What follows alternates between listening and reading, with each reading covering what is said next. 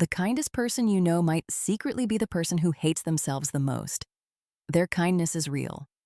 But psychology actually reveals that it may have started as a way to earn the love they never believed they deserved. Hey, I'm Emily. So for years, I was the friend everyone called when life fell apart. I'd listen, I'd reassure them, I'd never judge. But one small mistake of my own could make me attack myself for days. I just thought I was simply more understanding toward other people. Then I realized I'd learned to give everyone the kindness I believed I had to earn for myself. And understanding that pattern is what finally helped me stop treating myself like the exception. So there are 5 layers behind this contradiction. And the final one explains why receiving kindness can sometimes feel even more uncomfortable than giving it. The first layer is the double standard. When someone you love makes a mistake, you see context. Maybe they were tired.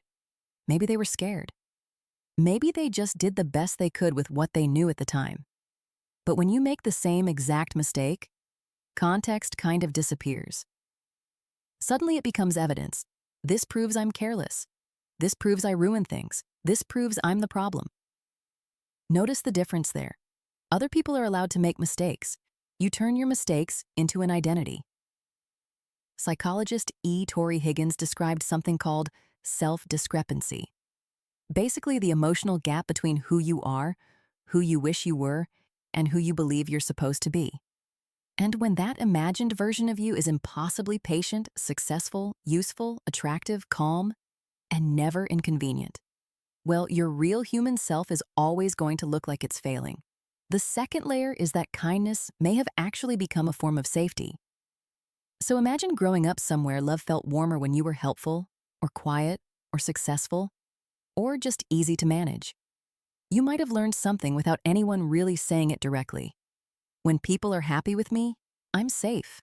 So you became observant. You noticed the changes in people's voices. You knew when tension entered the room.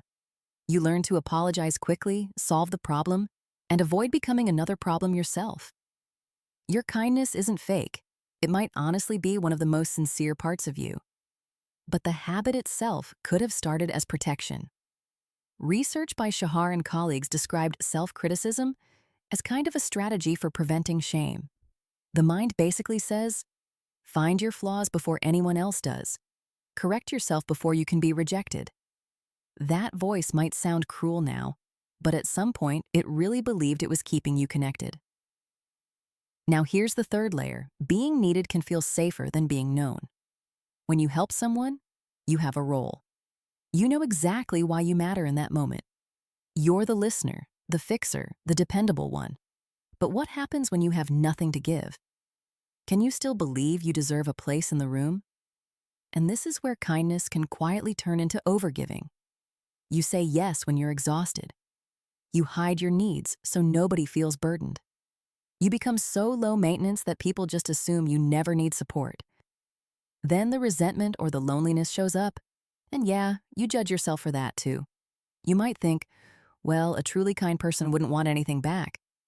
But wanting care isn't manipulation. It's just human connection. The problem isn't that you give.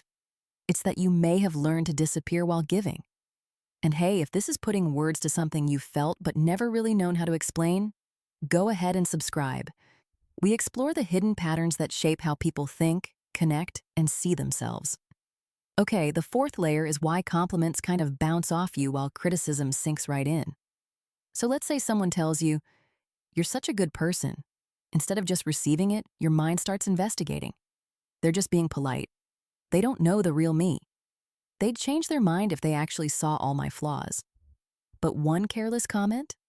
That can stay with you for years. Why is that? Well, your mind prefers information that fits the story it already has. So if your story says, my value has to be earned, then appreciation with no demand attached can actually feel kind of suspicious. Criticism feels familiar, so it just feels more accurate. Research by Naismith and colleagues found that early invalidation and a lack of warmth were linked to self-criticism, less self-compassion, and even a fear of directing compassion inward. And that last part really matters. Some people don't just forget to be kind to themselves. Self-kindness can actually feel unsafe. It might seem lazy or dishonest or selfish or like you're lowering your standards. But self-compassion doesn't mean pretending every choice was good.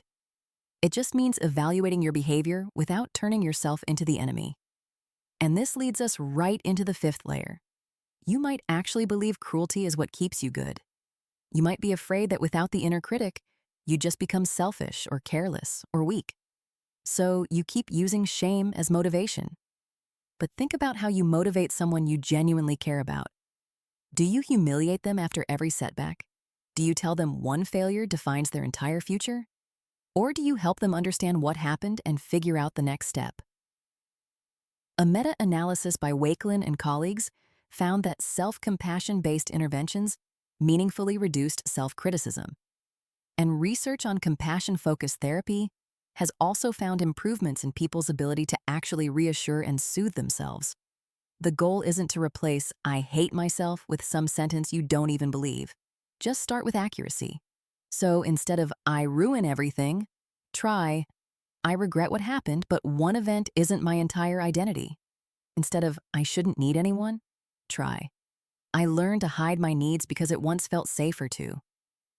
And instead of forcing yourself to say, "I love myself," just ask, "Would I speak this way to someone who trusted me?" That question right there exposes the double standard.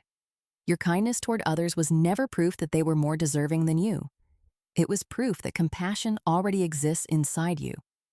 You just learned to aim it outward while excluding yourself from it. So the deeper meaning here isn't that kind people are secretly weak or dishonest. Sometimes they became kind because they actually understand pain. They notice what others miss. And they never want another person to feel as unwanted as they once felt themselves. But healing really begins when kindness stops being something you have to perform to earn your place. You're not required to become less caring. You're just allowed to include yourself among the people you care for. Subscribe for more psychology videos that make hidden behavior easier to understand. And share in the comments. Is it easier for you to forgive someone else than it is to forgive yourself?